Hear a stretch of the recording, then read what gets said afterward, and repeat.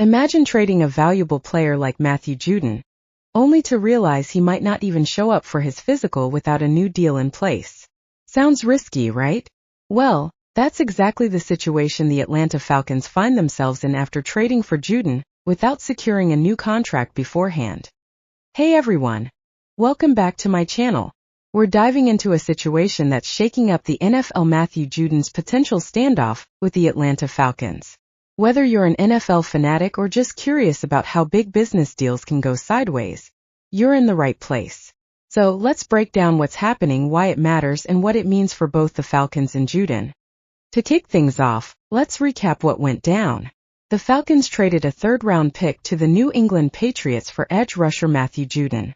On paper, that sounds like a win for the Falcons, right? They get a proven pass rusher who's had back-to-back seasons of double-digit sacks before an injury cut his 2023 season short.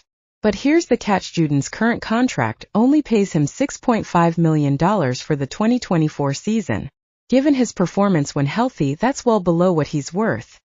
Now here's where things get tricky. Judon understandably wants a new contract that reflects his value, but the Falcons haven't hammered out a new deal yet. Without that, Judon could refuse to report for his physical. And if that happens, the entire trade could collapse, with Judon's rights reverting back to the Patriots. Talk about a high-stakes game of chicken. Even if Judon does show up, there's another potential roadblock: a hold-in. This is where a player reports but doesn't fully participate in team activities as a form of protest to pressure the team into giving him a new deal. We saw something similar with Judon during his time with the Patriots, and it didn't end well. The Pats weren't willing to budge, which likely Judon's current contract might have looked fine when it was signed, but after his performance in the past seasons, $6.5 million is a bargain, at least from a team's perspective. For Judon, it's far from adequate. The Falcons need to decide. Are they getting a one-year rental? Or are they ready to commit to a new, bigger deal? Either way, they've inherited the same contract issues that made the Patriots willing to part ways with one of their top defenders. So what's the next move? It's up to Judon.